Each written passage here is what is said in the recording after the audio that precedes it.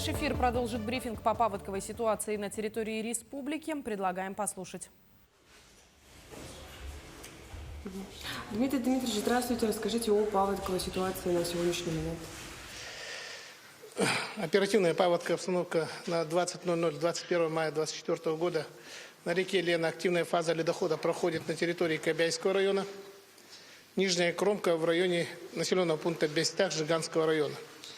Верхняя кромка в 50 километрах выше поселка Сангар Кобяйского района наблюдается редкий ледоход. У населенного пункта Сангар уровень составляет 956 сантиметров. Это 4 сантиметра за 4 часа. При критическом явлении 1150 сантиметров. Наблюдается средний ледоход, навалы льда. В ближайшие сутки ожидается постепенное понижение уровня воды на территориях Намского и Кобяйского района. На реке Амга 20 мая у села Амга сформировался наивысший уровень второй волны весеннего половодья, высотой волны 3 метра. В нижнем течении реки у поселка Харбалах Татинского района в ближайшие сутки двое ожидается прохождение максимума, также второй волны весеннего половодья. Дополнительный подъем составит 40-70 сантиметров.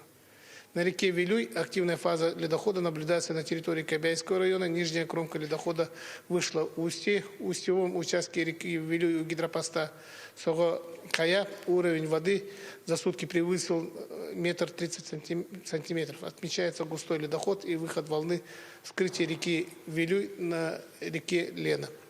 Верхняя кромка в 30 километрах ниже населенного пункта Хатыры-Хомо Кобяйского района уровень воды 942 сантиметра, при критическом 1158 сантиметров. Средний ледоход, навал льда. На реке Колыма активная фаза ледохода наблюдается на территории Среднеколымского района. Нижняя кромка ледохода наблюдается в 130 километрах ниже города Среднеколымск. Верхняя кромка у города Среднеколымска уровень воды 972 сантиметра. Сейчас вода падает, за 4 часа вода упала на 10 сантиметров. Критическая точка на данном населенном пункте составляет 1200 сантиметров. Наблюдается редкий ледоход. В ближайшие сутки двое ожидается подвижки льда у населенного пункта Колымский. При этом вчера на реке Колыма, ниже города Среднеколымск, утром наблюдался каскад заторных пластов. Данный участок оперативной группой вылетевших в ближайшие сутки был произведен взрыв, и этот пласт был ликвидирован. В рамках оперативных работ для проведения ледовой авиаразведки возможно проведение взрывных работ, авиаоблеты продолжатся.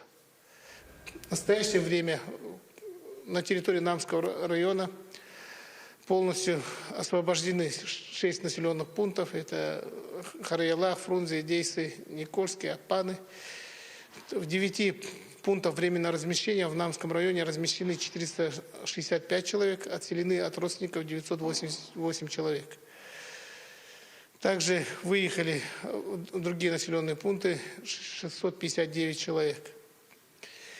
Пострадавшие населенные пункты по мере необходимости направляется гуманитарный груз, имущество Республиканская мать резерва. Работает комиссии. Также наш глава республики Арсений Сергеевич Николаев вчера работал в Намском районе, сегодня работал в Алекминском районе. Провел оперативное совещание, даны соответствующие указания для дальнейшей работы по устранению ликвидации паводковой ситуации. Спасибо. В эфире телеканала «Итоги дня», в студии Надежда Саханская. Здравствуйте. В начале выпуска об основных темах.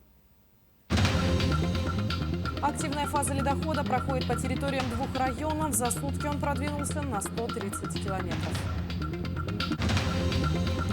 Мамы особенных детей делятся опытом. В Нерюнгринском районе прошла конференция для родителей детей с ограниченными возможностями здоровья. Сотни юношей и девушек, которые помогут спортсменам, гостям и зрителям. Расскажем о работе волонтерского корпуса «Игр Дети Азии». Встречи без галстуков, обмен опытом и важные деловые контакты. В республике проходит ежегодный региональный курс. На Настоящая славянская фэнтези труппа Русского драмтеатра готовит новую постановку.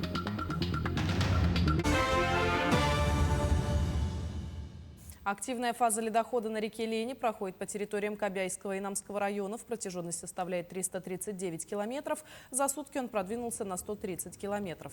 Подтоплены 561 дворовая территория, 439 жилых домов. За сутки от воды освободились 86 территорий и 50 жилых домов.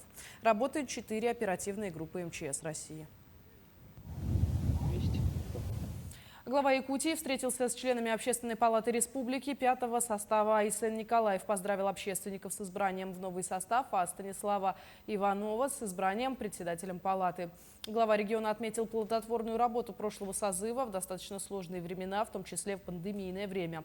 Помимо этого, он поблагодарил за организацию помощи участникам и родственникам участников спецвоенной операции. На встрече также наметили и обсудили планы работы на предстоящие годы во благо народа Якутии и России.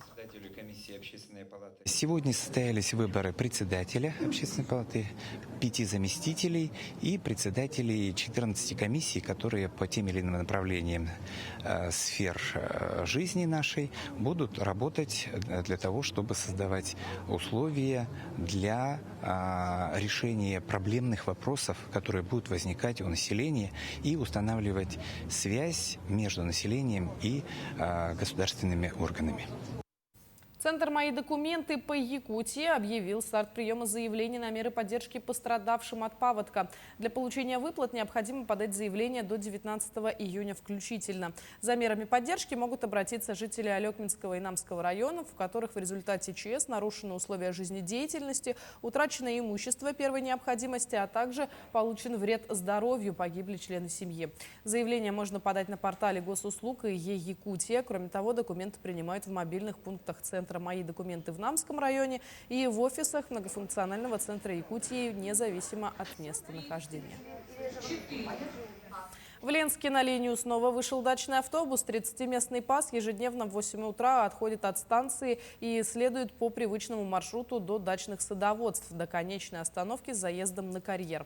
Совершается 4 рейса в день, и с дачи автобус возвращается в 20 часов. В выходные он выходит на линию на час позже. Маршрут очень востребован для пенсионеров, инвалидов и многодетных семей. Проезд бесплатный, затраты на себя взяла районная администрация. Для остальных пассажиров стоимость составляет 40 рублей. Ездит народ как бы неплохо, то есть, в основном все пенсионеры, молодежь, как говорится, на огороды не затащишь. А так, да, ездит много народу, особенно утром, допустим, если первый рейс делаешь, много народу туда, оттуда едут, кто на работу, кто с работы. Так, да, пользуется спросом. Я думаю, что правильно сделали, что ввели этот маршрут. Отбоя нет, овощи все есть, как говорится, всегда угощают бабушки. То есть, это нормально, веселят. Мамы особенных детей делятся опытом. Сотрудники молодежного центра города Нерюнгри совместно с организаторами социального проекта «Отдохни, мама Н» провели конференцию под названием «Особенный путь». В мероприятии также приняли участие специалисты-психологи, педагоги, да и сами мамы поделились своими наработками и достижениями.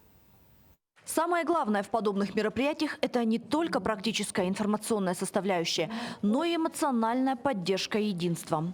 Это и легло в основу деятельности социального проекта «Отдохни, мама Н» для мам, имеющих детей с ограниченными возможностями здоровья. Сегодняшнее наше мероприятие, чтобы мы поделились опытом с другими мамами особенных детей, с обычными мамами, с педагогами. Возможно, для кого это будет открытием, что мы чувствуем, да, как выглядит наша жизнь по эту сторону. Спикерами в конференции выступили не только специалисты с наработанными проектами, но и сами мамы делились опытом и рассказывали о своих достижениях. Сегодня вот тот момент, когда люди совершенно обычные могут найти контакт, могут найти точку соприкосновения с людьми, которые являются особенными. Для меня это безумно важно, безумно интересно. Здесь очень много специалистов сегодня работает, нутрициолог, хочется безумно послушать. Ароматерапевта хочется послушать, семейный психолог, тоже там определенная, я думаю, есть полезная информация, какие-то нужные советы. Зарядиться позитивом, пообщаться с такими же мамами, как я, безумно интересно.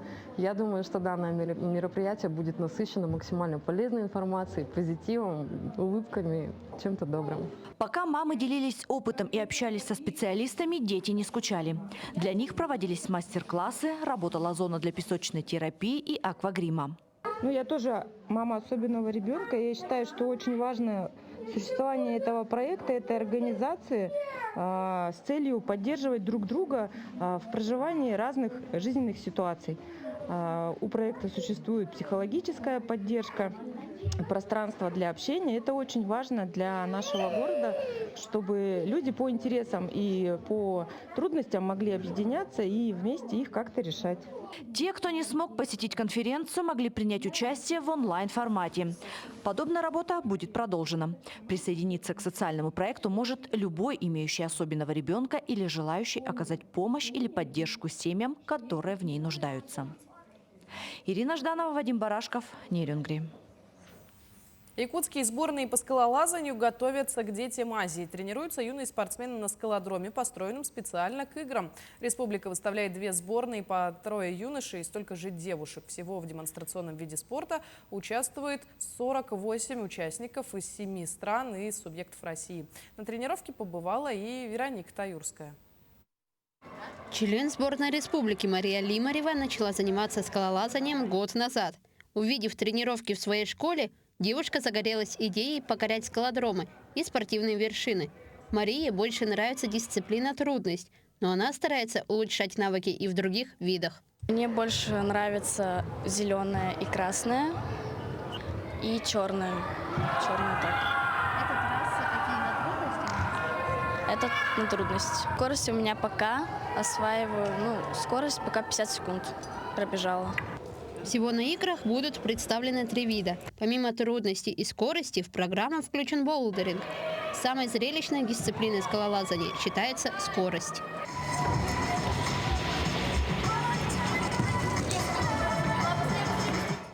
До введения нового скалодрома, отвечающего всем международным требованиям, тренировки спортсменов проходили в 5 школах города. Средняя высота трасс доходила до 7 метров. Тренировки проходили между уроками, потому что спортзал один.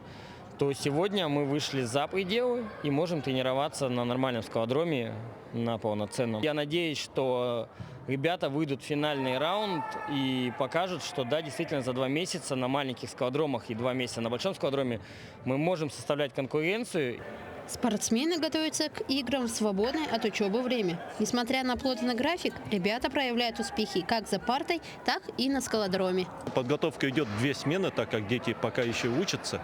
2 смена занимается утреннее время, и вечернее время занимается уже 1 смена. Также работа идет и в выходные дни. Напомним, на грядущих играх «Дети Азии» скалолазание будет представлено впервые. На Олимпиаде же этот вид спорта дебютировал во время игр в Токио в 2021 году. Наличие современного скалодрома и проведение международных стартов, несомненно, даст толчок развитию олимпийского вида спорта в нашем регионе. Вероника Таюрская, Юргун Старостин, Якутск. Неотъемлемой частью международных спортивных игр «Дети Азии» являются, конечно, волонтеры. Сотни юношей и девушек помогают спортсменам, гостям и зрителям найти нужный объект, пройти на свое место и так далее. С каждыми играми требования к волонтерам растут, как и количество желающих оказать безвозмездную помощь при организации и проведении игр. О том, как будет налажена работа волонтерского корпуса на предстоящих соревнованиях, расскажем в следующем сюжете. Более 5000 заявок от потенциальных волонтеров получили в оргкомитете игр «Дети Азии». После тщательного отбора претендентов 1900 человек получили официальное приглашение на участие в играх в качестве добровольных помощников. Основными критериями, конечно же, при отборе мы в первую очередь смотрели желание волонтера. То есть волонтер – это человек, который безвозмездно, добровольно помогающий. Непосредственно мы смотрели его желание. Ну и, конечно же, немаловажно – это его опыт, его навыки, ну и знание иностранных языков. Основной костяк волонтеров «Дети Азии» – это студенты, для которых участие в этом проекте и личный профессиональный опыт, и возможность завязать новые знакомства. Я решила стать волонтером по своей специальности именно в рамках нашей практики. Решила выбрать направление атташе, так как надеюсь на полезные знакомства и думаю узнать что-то новое для себя, открыть новые возможности. Школьники тоже готовы потратить несколько недель своих летних каникул для участия в играх «Дети Азии». Ведь кроме опыта и общения, участие в волонтерском движении дает и небольшой бонус при поступлении в вуз. Я в декабре 2023 года подавал заявку, недавно только приняли. в середине мая. Интересно вот само волонтерство, как оно делается. Вот. И также волонтерство дает такой бонус в виде баллов ЕГЭ. Но не только школьники и студенты идут в волонтеры. Взрослые, состоявшиеся люди тоже не прочь попробовать себя на этом поприще. Надежда Андросова – индивидуальный предприниматель и в свободное время решила помочь в организации 8-х игр «Дети Азии». Вообще волонтером я решила стать чуть более полугода назад. И первым моим крупным мероприятием стал Всемирный фестиваль молодежи в городе Сочи. И после этого я вообще решила заниматься этим волонтерством. До 35 лет я всегда сама была участником молодежных мероприятий, каких-нибудь таких крупных, республиканских, всероссийских мероприятий. Потом был какой-то перерыв в течение 5 лет. И вот я решила сейчас сама помогать организаторам. Всего на играх «Дети Азии» будет 1900 волонтеров. Большинство – это якутяне, но есть и представители других регионов России, а также иностранцы, например, из Казахстана и даже из султаната Оман. В течение оставшихся недель для волонтеров пройдут усиленные курсы подготовки, чтобы во время проведения игр они смогли достойно встретить и оказать помощь гостям в любой ситуации. Александр Хавренко, Ниргун Старостин, Якутск. В День полярника якутское отделение Всероссийского общества «Русская Арктика» вручило именные премии Владимира Членова людям труда, работающим в арктических районах республики. Среди награжденных – оленеводы и дорожники, общественники и работники сельского хозяйства. На протяжении долгого времени Владимир Михайлович Членов работал над вопросами развития Арктики, и в прошлом году было принято решение организовать премию его имени для людей, внесших вклад в развитие арктических районов Якутии. Второй год, третий почти, занимаюсь возрождением дела предков. Рядом с Якутском содержу оленей домашних. Я не ожидала, если честно. Просто такие мероприятия я сама пытаюсь постоянно ходить, узнавать людей, познакомиться. И вот еще дух появился, сила, еще хочется работать дальше. Третий республиканский слет собрал представителей сферы туризма и гостеприимства из разных районов. Для участников подготовили 2 тематических блока – деловой и спортивно-творческий. Что подготовили предприниматели, смотреть в сюжете Дарьи Короленковой. На различных площадках встречи собралось более 80 предпринимателей. Среди них были туристические операторы, владельцы турбаз, гиды-экскурсоводы и инструкторы-проводники. Благодаря турслету уже ежегодно растет количество коллабораций, соответственно, ребята уже пополняют свои турмаршруты, программы и совместно начинают работать для того, чтобы качество сервисов в туризме Якутии увеличилось. Но обмен мнениями и знакомства никто не отменял. Одним из ведущих спикеров стала председатель Ассоциации гостеприимства Татьяна Тымырова, которая, как никто другой, знает, что нужно туристам. По ее мнению, одним из основных двигателей по развитию туризма в Якутии являются гастрономические событийные мероприятия. Что мы, как ассоциация, организовываем гастрономические событийные мероприятия, такие как «Вкус Якутии», как фестивали еды. Это притягивает как раз массовый туризм и наших жителей республики, ну и, конечно, приезжих наших гостей. В этом главную роль играют наши шеф-повара. Гастрономические события, которые сейчас в Якутии очень популярны и активны, это такие как гастрономические фестивали, гастроужины, мастер-классы от шеф-поваров. И, конечно, это те блюда, наши национальные региональные особенности, которые известны по всему миру. Одной из интересных идей от предпринимателей стал паспорт туриста. Специальная программа поощрения путешествующих по Якутии. Турист берет с собой в путешествие паспорт и ставит в нем штамп, подтверждающий посещение каждого туробъекта, который находится в республике. Вот так выглядит паспорт туриста, где вы заполняете в начальной страничке имя и фамилию, а на одной из страничек можете перейти по QR-коду и послушать гимн республики. В конце вы получаете за каждый посещаемый туристический объект нашего региона печать и в конце получить сертификат покорителя холода, а также приз от партнеров. Якутия за 5 лет стала одним из самых привлекательных регионов для внутреннего туризма.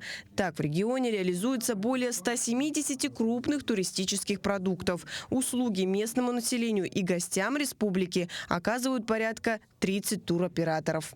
Дарья Короленкова, Владимир Павлов, Якутск. 100 миллионов цветов, зеленые аллеи и региональные достопримечательности. На ВДНХ открылась выставка «Будущее в цветах». Здесь можно увидеть достижения отечественных селекционеров и познакомиться с растительностью разных климатических зон нашей страны. Якутия украсила свою клумбу макетом Ленского моста. На месте событий работает наш специальный корреспондент Максим Кардозу. Максим, привет! Расскажи о своих впечатлениях. Приветствую, Надя. Атмосфера, конечно, невероятная. Буйство цвета, красок, ароматов. Находиться и работать здесь одно удовольствие. Как ты сказала, 100 миллионов растений высажено, 100 клумб различных регионов, госкорпораций. И, конечно, это фестиваль про ландшафтный дизайн. Здесь говорят, что без него комфортная городская среда, как-то не очень комфортная. И якутяне это прекрасно знают, когда каждым летом на наших площадях появляются прекрасные клумбы из цветов. Это все, конечно, делает нашу жизнь ярче и лучше. И здесь идет и деловая программа. Представили, например, российские селекционеры свои работы. Оказывается, у нас в стране она идет очень бодро.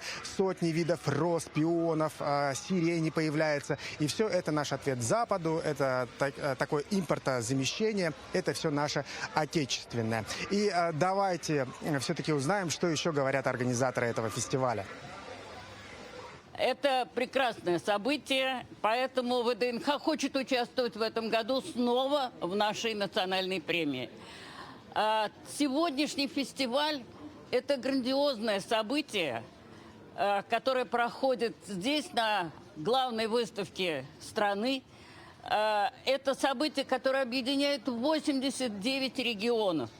Огромное количество, более 150 работ ландшафтных архитекторов, цветочных дизайнеров, ландшафтных дизайнеров, художников представлено здесь. Если говорить про регионы, все 89 представлены здесь. И невероятная красота на самом деле. Люди просто подходят и не верят, что цветы настоящие. Они думают, что пластмассовое, пластиковое.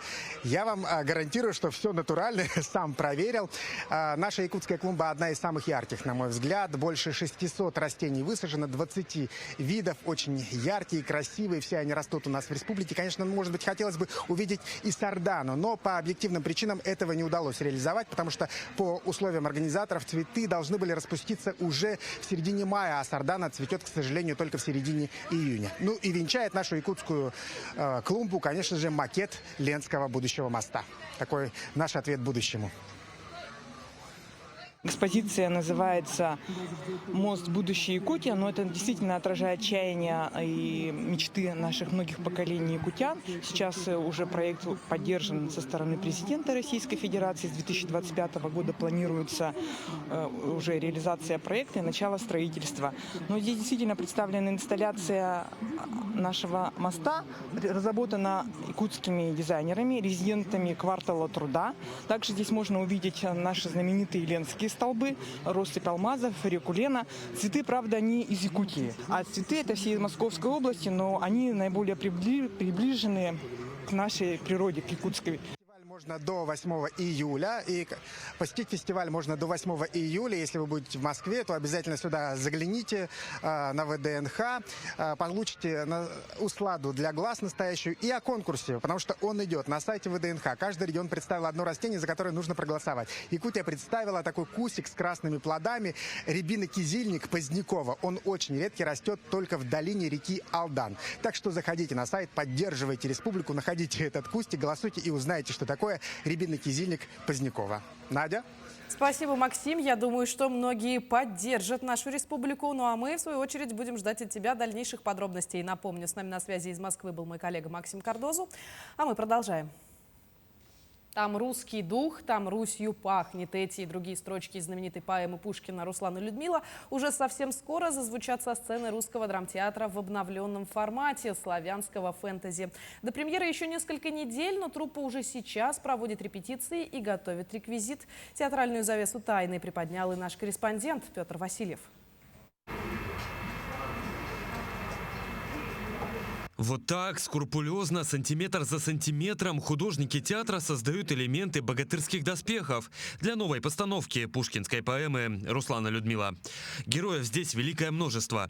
Это и волшебные старцы, и ведьмы, и болотные чудища, и даже почти 3-метровая говорящая голова. Все по заветам жанра фэнтези. Вдохновлялись, конечно, всем. Русскими сказками, нашими, прочими, скандинавской историей и так далее. Почему? Потому что если углубиться в саму историю этого произведения, то можно увидеть все это там. Мы нисколько не придумали сами, это все есть там. Но, будучи детьми, мы не обратили на это внимания. Еще одна порция сценических костюмов, костюмы болотных или морских нимф. Всего их постановки 6 штук, и делаются они вот таким нехитрым, но очень кропотливым способом. Берется в руки паяльник, берется ткань и, собственно, метод следующий. В центре внимания, безусловно, Руслан, Людмила и главный злодей – дядька Черномор, злой карлик-колдун. Помимо эффектного сценического костюма с имитацией горба, он удивит зрителей еще и акробатическими трюками под потолком сцены. Прекрасный персонаж, старый, ужасно, как старый, ну, в общем, безвозрастной мужчина. К сожалению, беспомощный в прямом переносном смысле, но крайне властолюбивый. Как говорят создатели будущей постановки, поэму Пушкина хоть и изучают в начальной школе, сам спектакль в большей степени сказка для взрослых. Тут и эпичные боевые сцены, и извечные темы, поднимаемые главными героями. Темы там затронуты далеко не детские. Ну, здесь можно было бы назвать, конечно, это взрослая сказка, но в наше время взрослая сказка воспринимается, может, даже вообще никак не восприниматься, да? То есть мы адаптируем все-таки ее в славянское фэнтези.